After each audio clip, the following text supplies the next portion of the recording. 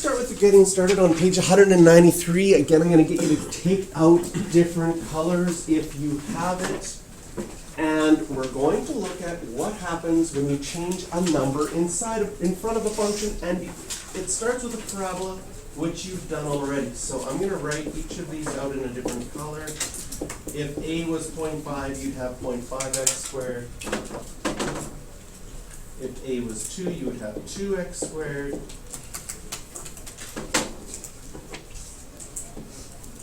Negative 0.5x squared. And finally, negative 2x squared. And this is kind of nice because it's going to help you remind yourself of what you did with parabolas in the past. And then we're going to look at how can we use that idea that we did with parabolas and generalize it to help us with all graphs.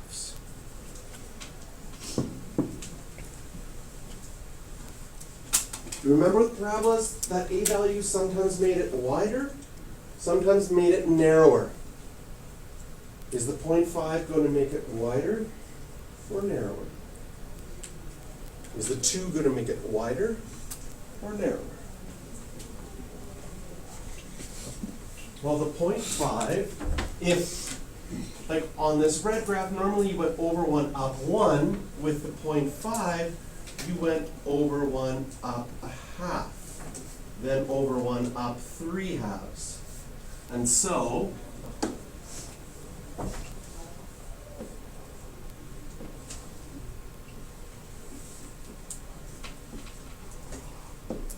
as a result, in grade 11, we said this got wider.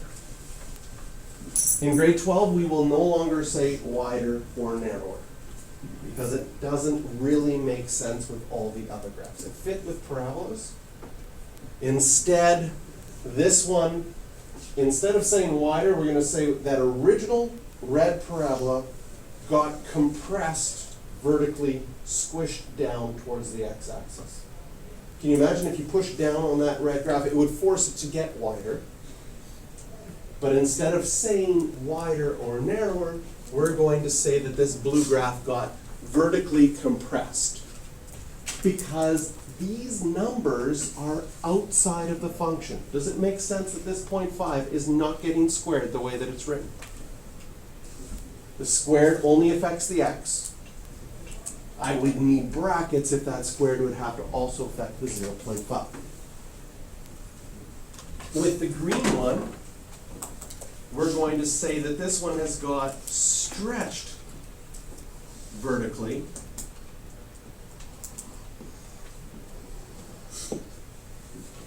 as a result.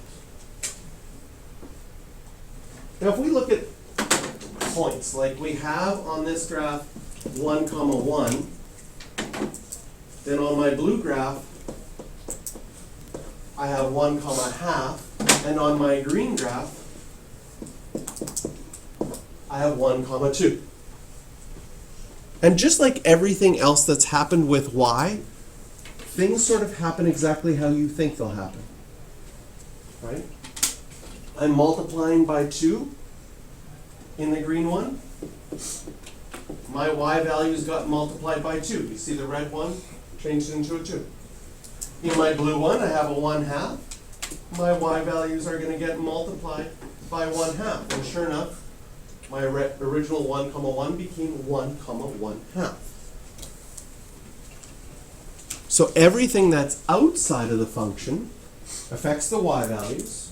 And if you included a negative in this as well, that would also include a flip over the x-axis, because the negative from 3.2 was a vertical reflection. And this one's going to have a vertical reflection and a vertical compression, causing this one to go, basically have your blue graph flip down. And the purple one would basically take your green graph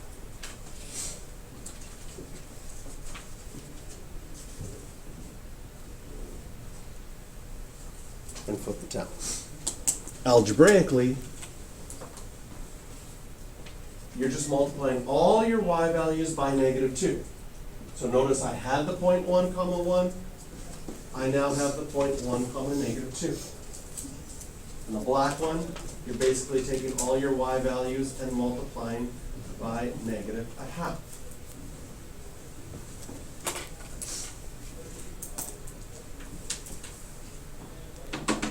So in 3.3, we start to find out what do the values in front of the function, how do they stretch it and compress it vertically, and we're also going to find out that values inside the function will stretch it and compress it horizontally. So we've got this theme going on that everything that's outside of the function affects your y values vertically, and everything that's inside of the function affects your x values horizontally. All right, so we can go to, we're going to skip the construct the understanding today because it's very busy.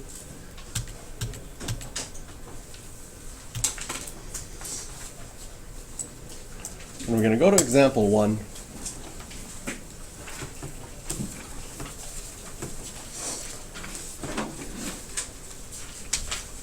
They gave us the graph of f of x. Sketch the graph of y equals -1/4 f of x. State the domain and range of each function.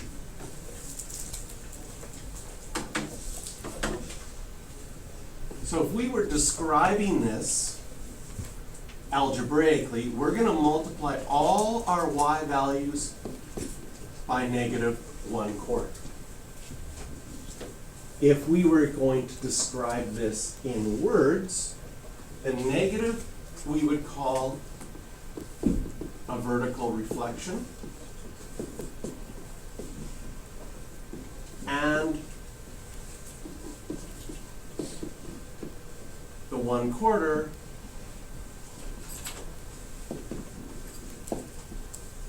a vertical compression, and sometimes we even describe what it is that we would multiply by. So the vertical compression by a factor of 1/4. I'm going to start using abbreviations. VR, vertical reflection. VC, vertical compression. So those are the things that are going to happen. Algebraically, we need to take all of our points and we have to imagine that you're going to multiply your y values by -1/4. And another thing that you're going to see me start to do is, this one's not too bad, you could probably do it all mental math, but sometimes I show my work, and for sure, like, that's going to be a very important point on your absolute value. So I would show that I had that point as a starting point, and then I'm going to draw an arrow and say, where does that point end up? And above that arrow, I'm going to describe what I'm going to do, which is my algebra. I'm multiplying all my y values by -1/4. First of all, this tells me my x is not going to change. And of course, if I took 0 and multiplied it by -1/4, it's still going to be 0. So I have, this point is staying the same. Now you have choice. You can choose whichever points you want, but sometimes there's points that are nicer mental math than others. I know that I have to multiply by 1/4. Can you see that I probably don't want to choose 3,3? I mean, I can do it, but I'm going to get a fraction as an answer.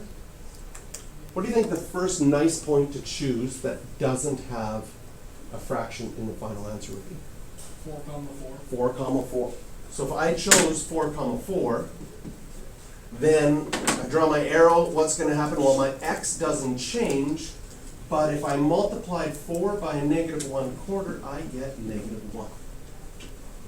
Yes?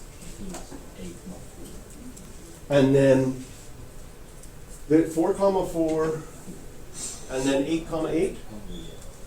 Yeah. Those would be good, and you can also, I like to also do some ones on the negative side, so I could choose like -8, 8. And this would stay the same, but now this would become -2.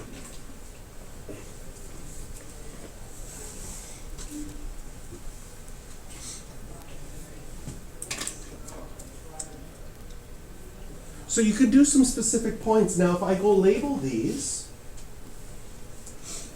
we have to be careful on this graph, because I'll show you the number one mistake that people do on this. I'm gonna put this point on, I'm gonna label it, and then tell me what I did wrong. Oh, that's +4. That's not the mistake I wanted to make. Here we go, I'll label it correct. 4, -1. Does anyone see what I did wrong? Good, because you probably make this mistake too. Adam, what do you see? It's not at the 1, it's at 2. Yeah, they're going by 2s. Don't you hate it when graphs do this to you? Like, you so often assume going down 1 would be going down 1, right? But in this case, it's going down 2. It's like they're out to get you. Oh, it doesn't even, I better just erase it. It would actually be here. That's why technically, I chose the -8 one so that this one would match up there. There's our final graph. It has a vertical reflection, and the vertical compression is like someone pushed it down towards the x-axis. Can you see that it made, in this case, like parabolas, kind of made it wider, but we're not going to use that language anymore. We're going to call it a vertical compression. Okay? Now, the way the textbook asked this question, they gave us an original graph, labeled it as f of x, and then had function notation, and asked us to do it based on function that we were given. We have a -1/4 out in front. You could have also been given this same question written this way. Because this is what we've actually done. Did you notice that this original equation was the absolute value of x? So this is in function notation in the question. It could have been given to you as an explicit equation with the actual absolute value of x. And then they would not need to give you the red graph to begin with, because you know what the absolute value of x graph looks like from our activity at the beginning. And then you would just see, oh, I have a -1/4 out in front. That means I multiply all my y values by -1/4.